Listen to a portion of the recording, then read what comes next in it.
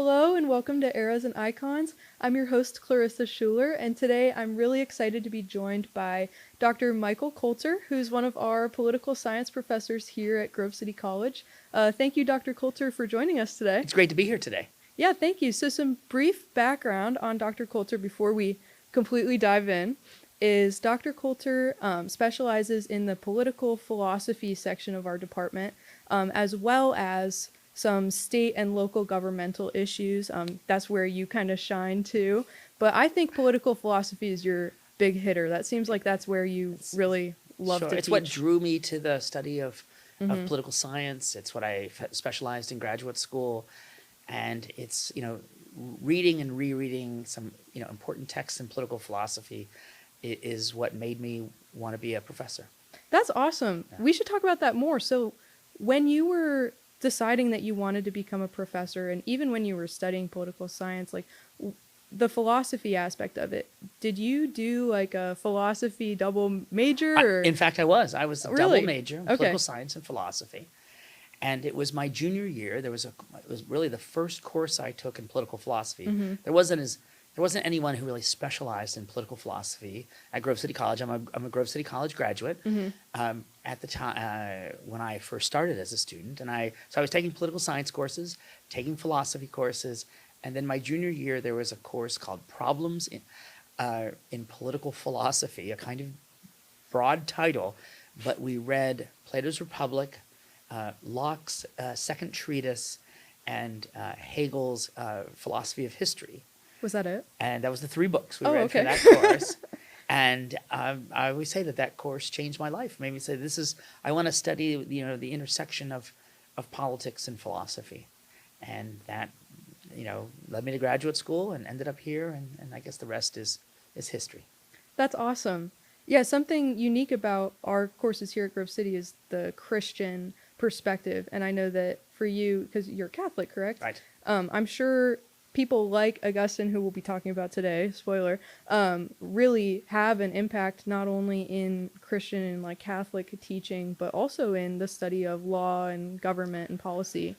Sure. Here at Grove City College, we can give a lot of attention to how Christians have thought about, obviously, a whole range of issues, but in particular, in our case, in the political science department, how Augustine and other Christians have thought about political questions.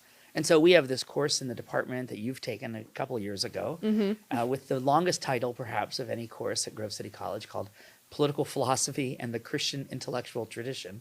But we begin that course with Augustine, and we read a good chunk of Augustine's City of God.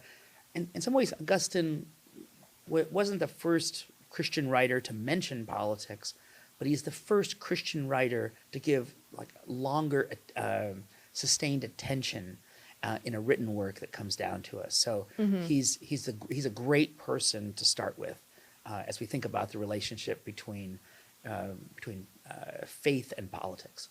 Yeah, that's awesome. So as we've already kind of talked about, we'll be talking about St. Augustine today. St. Augustine of Hippo is his full title.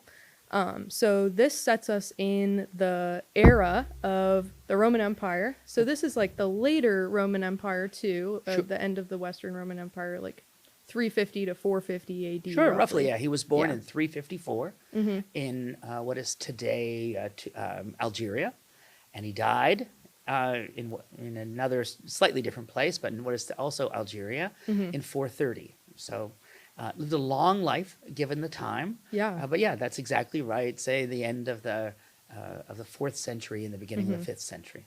So do you think you could give us just a brief overview of not only what the time looked like with early Christianity and what the Roman Empire was sort of like functioning as, but also just what his young adult life would have looked like? Sure, I'll do my best. Professors are never as succinct as we should be, perhaps. But so, Augustine is born in this area in North Africa, but it is part of the Roman Empire at this time. Right? The Roman Empire, this is in the period of when it's ruled by emperors. This is in the roughly the 400 or so years after Christ is a period of imperial rule as opposed to the Republican era. And the Roman Empire governs all around the Mediterranean, well into Europe and places we think of like Spain and what is today France. And so there's a common Roman culture. Augustine, in some ways, would see himself as Roman, even though he wasn't born in Rome. He does travel to Rome and is a teacher in Rome briefly. But he would, if you would ask Augustine, what is your political order? He'd say it's being part of the Roman Empire. And now the Roman Empire is facing difficulties at this point. Right? That is, the 200s, that whole century, had been a period of instability in the Roman Empire. It was a period of frequent change of emperors, and some of that instability, continues in the fourth century. But one thing marks the fourth century of the Roman, fourth century period of the Roman Empire, different than the third, is that Constantine gives the Edict of Milan, which legalizes Christianity, and Christianity soon becomes what is essentially the sort of religion of the empire. Yeah. And so it goes from being, before Augustine's birth, it goes from being a prohibited religion to a privileged religion. Meaning in the sense of it has an essential social status. And so that's an important change. And with that, Christianity is spreading it spreads in the 200s, it spreads in the 300s, but most of that spread of Christianity is within the Roman Empire. So he's in an area where there are Christian churches. His mother, Monica, who is so wonderfully presented to us in the Confessions, that she's a Christian, was raised as a Christian. But the Roman Empire isn't entirely Christian. There were lots of people, adherents of other religious faiths or practices, and Augustine's father, Patricius, was one of those individuals who was a Roman citizen but not a Christian. Okay, so paganism was still absolutely around, pretty prevalent. And various forms of it in Augustine's Confessions. He encounters a couple of different religious groups. So we know that it was in some ways a place of religious diversity. Yeah. And he would have encountered, at least he would have been aware of a practice that we might call pagan, but it's Mithraism. There were Jews in Rome. I mean, it's a place of significant religious diversity. Yeah, so Augustine, growing up in this environment, when he was a young adult, he still wasn't really adhering to the Catholic faith, correct? No, that's right. Augustine was, had an access to education. He tells us about his own life. He goes to Carthage. So Carthage would be like the big city, not far from where he was raised. Pittsburgh. Like Pittsburgh, okay. Right, or New York or something. And Carthage was a wild place. It was close to the coast. It had all these travelers or people coming in and out. He called it a cauldron of illicit loves. So it was not just a big city. It was a wild city. Yeah. And he was both educated, received some of, we might think of like his equivalent to our like late high school, college education. There wasn't quite that kind of formal educational system. And he's a teacher there early. And from what we can gather, he was a prominent teacher. A teacher of rhetoric, and he talks about going to the theater there and receiving recognition for his beautiful oratory. That's interesting. I didn't know that he was a teacher. Oh yeah, he was a teacher. In fact, so he's sort of tired of Carthage. He's tired of the students. I don't know what teacher could ever get tired of his students, but he then is a great scene in the Confessions where he kind of ditches his mother, right? Augustine's mother at this point is, we might say, traveling with him. And he says he's trying to kind of get away from his mother, who is sort of hovering too closely. And he heads to Rome in the early 380s to get a new start as a teacher. So, I mean, that's a sense in which Rome is always like the important city, obviously, of the Roman Empire, even though the capital of the Roman Empire wasn't in Rome at that time. But it'd be like for us as Americans, like you head to New York. Yeah. Right? It's whether we've been there or not, we feel a kind of special attachment or like its significance in our culture. So he goes to Rome, but he doesn't spend that long there.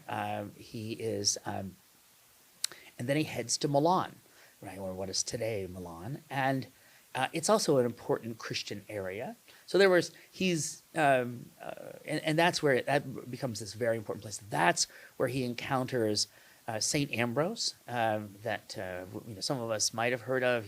Some of Ambrose's writings come down to us, but Ambrose is the bishop, so the head of the churches in Milan, and Augustine goes to hear his preaching. So by this point, this is about 386, so he's 32 years old at this point. And it's only in Milan that he experiences what we might call like a conversion experience. And from there, he, in using our language today, Augustine doesn't quite use the same kind of language, but he commits his life to Christianity, to the Christian life, and he decides to return to North Africa, to his home area, and it seems like he says, I'm just going to go back there and pray and study. And what's interesting, he stops. Most of the travel would have been by boat, so from Milan down to the port area of Rome. And it's while he's in the port area of Rome that his mother, who'd been traveling with him, Monica, she dies in an area called Ostia. And she's buried there. So if you go to Ostia today, I take students on a travel course to Rome, and we always go to Ostia. It's a short train ride from Rome. Oh, that's so cool. And there's a little marker that marks, like, this was where Monica, the mother of Augustine, died.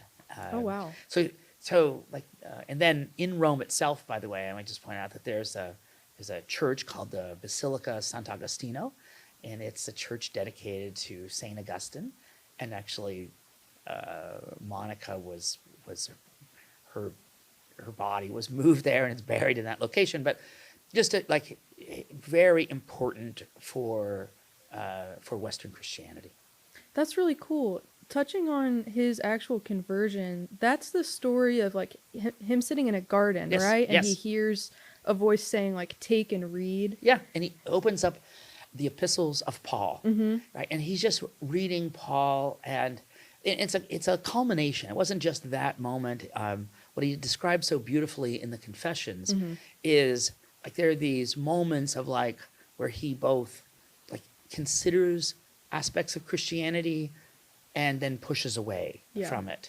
But he finds other faiths. He finds them unpersuasive. So he's critical of others, and he's then convinced of some of the moral, or he's convinced of like we might call the metaphysics of Christianity, that there's a God who created all things, who orders the world. He's not so wild about Christian morality quite so yet. And before we started, what was that quote you remember from Augustine? From Confessions, this is the one that always sticks with me, is the Lord make me chaste, but not yet. Yeah, that's pretty close to what it says. Yeah, not word for word, but it's good enough. But what it's referring to in the Confessions is he's sort of drawn towards, you might say, the metaphysics, or like the understanding of God's place in the created world, or God's making of the created world and ordering all things. But so Christianity helps him understand it in a way that it's similar to the way that Platonism understands like a divine ordering of all things. But Platonism lacks a moral structure that Christianity provides. So he knows that in some ways he deep down knows it's the right thing. He's just not quite ready for it. Yeah. So he was a very strange aspect of Augustine's life that sort of strikes moderns a little as odd, but he had essentially like a common law wife that traveled with him to Rome. She's not named ever in the Confessions or anywhere else, and she was probably of a lower socioeconomic class who were not permitted the right to marry in the Roman Empire. Only certain Romans had the right to marry, but they were together. They had a child, but there's a sort of section in the Confessions where Augustine is like asking about, or others are telling Augustine, including Monica, like, you need to get married to a proper, sort of Roman woman, and get your, live a proper Roman Christian life. And Augustine sort of is aware of that, but isn't ready to quite give up his, you might say, his wilder interests. So That's so interesting. I had no idea about his wife and his kid. yeah, I mean, That's they weren't crazy. officially legally married, so like wife, Okay. right? We have to call it like Yeah. a common law wife, or sometimes it's The woman. translated as concubine, actually. Oh. But there were, some of these Sounds social practices at the time sort of strike us as peculiar. They were just part of the social fabric Yeah. for someone living in the late 4th century in Roman Especially Empire. Roman Empire. Yeah, there was so much immorality going on that Augustine's conversion, but then also his writings in the Confessions and On Christian Doctrine is Right. the other one that he wrote, are just so like countercultural Right. in the Roman Empire, Yeah. and they still kind of apply today because I think we're seeing a return to sort of a standardization of practices that we would have normally looked at as immoral, like turning more towards like more sexually immoral practices and things like that were actually really prevalent back in like 300 AD. Sure. I mean, it's a wild time. Yeah. I mean, he doesn't give too many tantalizing details. But what Augustine recognizes is that Christianity provides both an understanding of like an order of all things, and in that order is a moral order Yeah. that we need to be called to as Christians. Mm-hmm. So this is part biography, this work. He doesn't tell us everything about his life. There are important details that we would find interesting, we wish we knew. But he focuses on moments in which I think that helped to bring him closer to Christianity, and then his eventual conversion and baptism in 386 and 387. Now, the Confessions isn't written that much later. He goes back to North Africa in what is Hippo, which would be, again, today, that town doesn't exist anymore, but it's in Algeria. Mm-hmm. And he doesn't write about it in the Confessions. It's very interesting that he just sort of stops with being drawn into the church, and then the last 3 books of the Confessions, it's divided into 13 books. Really just is like a long contemplation and discussion of the first couple of verses of Genesis. Really? It's almost like the first 9 books are about this being drawn to Christianity. Book 10 is a kind of transitional book, and books 11 through 13 are like a long meditation upon in the beginning. He spends pages and pages of what does it mean that there was a beginning and that God created all things.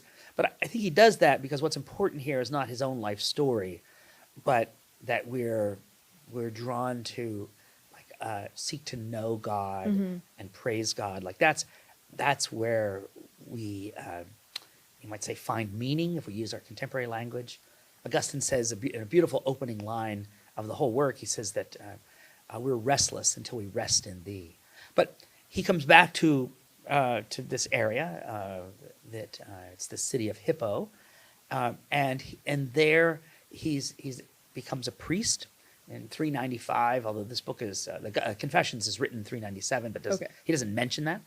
And then he's the way it worked back then is the Pope didn't appoint all the bishops, sort of chosen by local religious individuals. And he becomes the bishop of Hippo. And back then, every little town of most little towns had a bishop, right? Or if they had a couple of churches, they'd have a bishop who was an overseer of those churches. And he remains as the bishop of Hippo until his death in 430. So Augustine doesn't, hold political office. He's not an advisor to a political leader. He's just someone who is, writing and thinking about Christianity and its meaning for both for how we live out this world and how we understand God, but even how we relate to one another. So this was written, you said, 397 AD. Yeah. When was On Christian Doctrine written? Just about that the time. same It's amount of generally time? thought to be. It's made up of the first chunk of it was written in 389 is what's generally thought, and then Yeah. there's a little bit more that gets added on later. It appears. So. Yeah. So let's transition to City of God. Okay. So we know that this comes about after the sacking of Rome That's right. by the Visigoths. That was 410. Right. City of God is like 413, 415, right? That's right. It's Okay. exactly right. So 413, it's the 426. It's generally thought. Okay. He didn't have, he didn't have to submit that by the end of a semester or anything, so he could work on it. He had a long time. He had a Yeah. long time to work on that one. And it's a long book. It's a long kind of. It covers a lot of territory or topics. What I find really interesting about the City of God is, really, I thought about this after visiting Rome myself or taking students there. You go to Rome and there are these amazing buildings and amazing churches that Augustine would have seen some of those during his brief sojourn in Rome. And there would have been more, pagan temples that would have existed at the time, and more sort of pre-Christian basilicas. And you go to there, and like anytime we go to an important city, we're kind of wowed by the buildings, Yeah. right? Or the structures and like this. And we'll walk, if we were, think of a contemporary American passing through Washington D.C. or New York City, or kind of amazed by these buildings. And you think, like, this city, for us as a modern American, like, this city is so important. And I can imagine, a Roman citizen going to Rome from wherever they were in the Roman Empire and saying, wow, look how great this city is. And I think why he calls it the City of God, this is my own, he doesn't tell us, so we have to make some conjecture, is that, like, don't think about the city of Rome, think about being part of the city of God, right? And so in some ways it's like a call to what's important for Augustine, and so anyway, that's what he does. And this book is kind of hard to summarize. There's a lot going on in the book. There's a lot going for on sure. in the book, Yeah. right? But I'll just try to do it this way, is that there were people who thought that because Rome had turned to Christianity, the Roman Empire, in the 4th century, that was the downfall, right? Like, it was, Rome was strong in the 200s, becomes Christian in the early 300s, becomes weak. Yeah. And by this point, like, it was subject to attack by the Visigoths. So, and he's really responding of, like, what's the most important city is not Rome or some other earthly city. It's being a part of God's city, of those who are called to the love of God.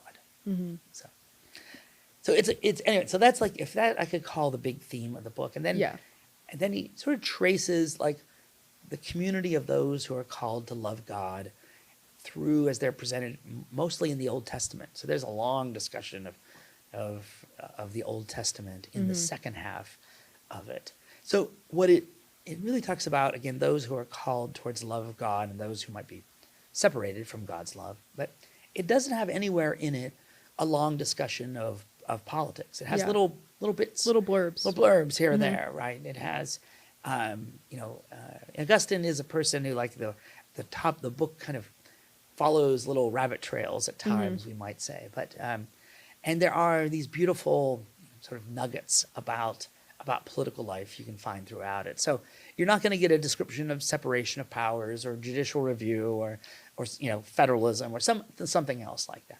You can find some very interesting, powerful, thoughtful reflections on what it means to be a Christian ruler, what it means to be a citizen, what it means to love other members of your political order. Like, those things you can find in the City of God. Yeah, and those are some of the things I wanted to ask you about, being that you're a political science professor, so we have to talk about politics at some point. His charge towards Christians is to live orderly and, like, peacefully in this city of man that we've been put into. At the very least. Yes, at the very least. So could we just talk a little bit more about what he means by this, and sort of, like, his specific charges to Christians in this work about government and following law and stuff like that?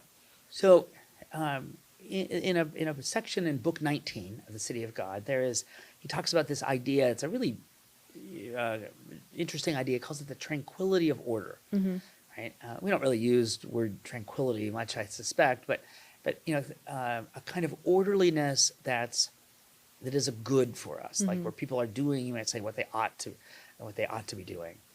And, like, when we carry out our Christian duties towards our family, towards our neighbor, there is a kind of tranquility of order in political life. And at one point he characterizes that as like the minimum required, for a good Christian citizen is to injure no one. But it doesn't stop there. And there are some scholars who only emphasize that aspect of Augustine, that Augustine sort of has this, very minimal view of what government can do for you or what social life can do for you. But then he adds next, he says, you should seek, to do good to all within your reach, he says. And it's not hard to imagine a pretty healthy, good political order where we seek to do good to all within our reach. So that's one aspect of it, is there is you might say, a minimum justice and a kind of more broader conception of a just political life. So a just, one might say it's merely peace is the minimum requirements, or a just peace, a more complete peace. Yeah. So that's one aspect of it.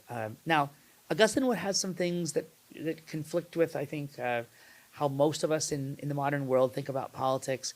There's no conception of political or freedom of religion.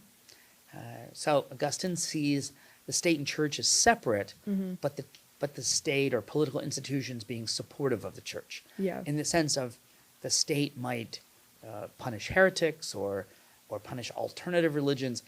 He doesn't fully develop that, and you can see how it might make some sense in that context of where there is you might say a close relationship between church officials and state officials, and there's no real conception of like multiple expressions of Christianity. There is just the Christian church, and there's only one version of it. And I suspect if we were to bring Augustine around today, and he recognized sort of the multiplicity of Christian of expressions of Christianity. After the Reformation, we get a lot of different, you might say, traditions of Christianity that emerge. I don't think he would be supportive of today of like the American state supporting one particular expression of it, but that's requiring me to read some into Augustine. Yeah. So he had a view in which like part of loving our neighbor was helping them towards the truth, not just about truth about religion, I should say.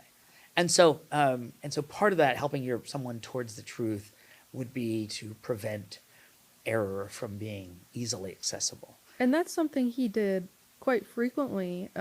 As far as I know, he's known pretty well for confronting the heresy about, is it Pelagianism? Sure, yeah, that's one version of it. Yeah. It's a couple different versions that there's no original sin. That's right. Yeah. I mean, he was he would engage with what he thought was incorrect theological ideas.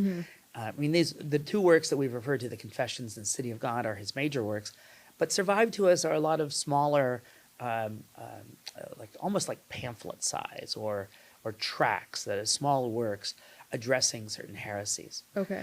We've touched on a couple of his political ideas. I want to make sure there's one more that I want to add to in terms of related to this idea of like the role of the Christian within politics. He does give some advice to rulers. And like he wants a ruler to love God more than to love being an emperor. Yeah. He wants people to love mercy as a political ruler, and not just power. Right? Like the expectations on a political ruler that Augustine provides are pretty extensive. Right? He has this one great passage where it's like most Roman emperors would have thought that like they had achieved, everything they could potentially achieve by ruling for a long time, having a child succeed them as emperor. And he says, don't look to those things. Look to like that people see what you're doing is living justly and promoting justice in the world. That you have served political life. Right? That's where you should find, in a sense, your recognition in like how good of a Christian ruler you were. So like that's Augustine gives a lot of he has high expectations for rulers who are Christian, and he thinks of it more in terms not just of like particular policy issues, but like seeking to bring about justice in this world. Yeah, seeking to serve the kingdom of God Yeah. while you're living in Yeah, the that's kingdom right. of man. Yeah. Yeah. There's even, I mean, and I just want to add to this, like there's a, you know, you want to have justice, and I should have added this, is he talks about political leaders being merciful. Mm-hmm. And there's a letter he writes to like a local political authority, towards in the 420s. He's like, you know, like he has the bishop. He's like an important social leader, and he tells like the local political leader, like, have some mercy on these people who committed these crimes. Right? You know, don't necessarily, you know, put the full weight of the law. You know, give them every possible punishment, right? Which is, you know, so that he sees that, you know, mercy and justice go together. Yeah. That's really impactful. Something specific about Augustine is that he's a saint. And as most of the people watching this are probably Protestant, since Grove City tends to be a Sure. more Protestant school. But funny, Augustine's sort of like in some ways equally loved by Protestants and, Yeah. No, and he's Catholics, revered by everyone, which is and Orthodox really people cool. too. So yeah, in the exactly. Orthodox Church, yeah. Yeah, that's something that it's almost everyone loves Augustine, everyone loves Yeah. what he has to say, regardless of religious background. But what does it really mean that he's a saint? Like, what does that mean in the Catholic faith, and how can we take that Sure. broadly?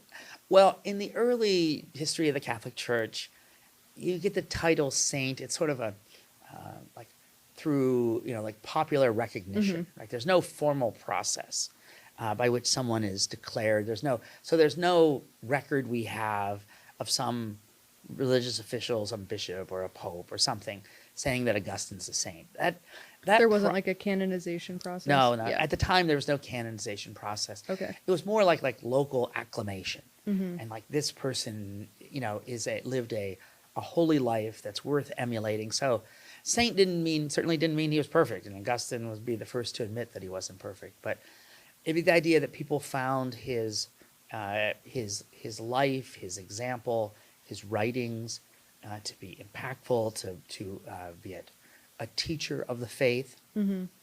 Augustine is considered what's called a doctor of the church, which just means he's an important teacher. So so those early people that we call saints, including like his mother is referred to as a saint, Saint Monica. There's no formal canonization document, but and by the That's way, interesting. not only does like Protestants and Catholics and Orthodox like Augustine, but although I should note, Protestants typically say Augustine. I don't know. It's just sort of a difference. It's actually closer to the proper Latin pronunciation. Oh, really? Yeah. How do you pronounce it? I pronounce it Augustine, but Okay, in that's Latin what it I is thought. Augustinus. I was And, trying to figure this out earlier today because I was like, I always say Augustine or Augustine, Yeah. but I was like worried. I was like, should I say Augustine? And then I was trying to remember how you say it. Yeah, So I think I just got into the habit of Augustine because of a graduate school professor. And well, so, I got into the habit from you, so Okay. it all works out.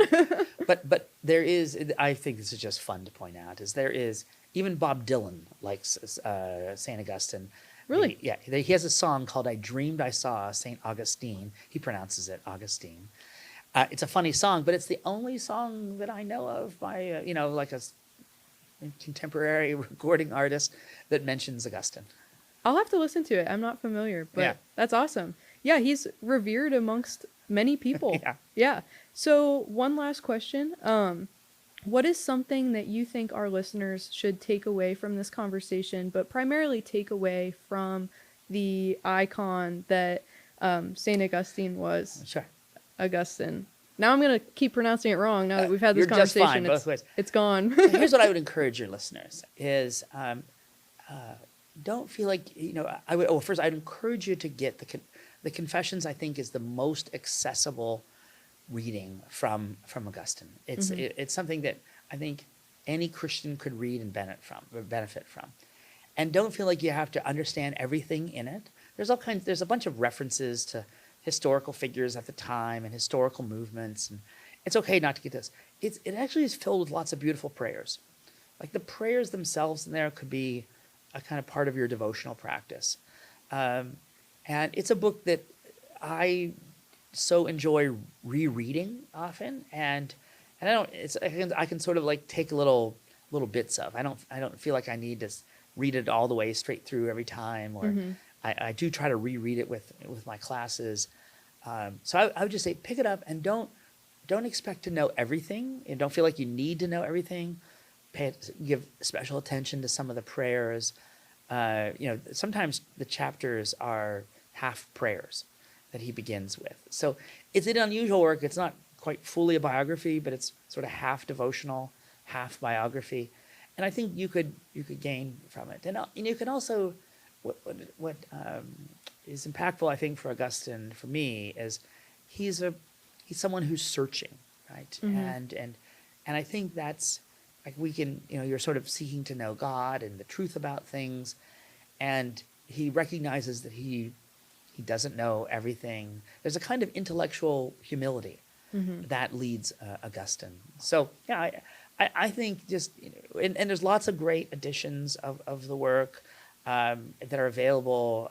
Translations of it. Some. It just doesn't matter which translation you get. Just grab one and read bits and pieces of it. Don't feel overwhelmed by it, and I think you would spiritually benefit, and you get an insight to a really interesting person. Awesome. Well, thank you so much for the piece of advice. I'm sure everyone's going to go to Amazon after this, but thank you for joining us on the show today and sharing all of this information with us. It's really cool to learn about important historical figures, especially those that share our Christian faith, and see their walk and their conversion. And someone who's, like, I guess, just to repeat that point, of like appreciated, throughout all of Christianity today, Protestant, Catholic, and Orthodox. Yeah. Well, thank you again, and thank you for tuning in to this episode of Eras and Icons.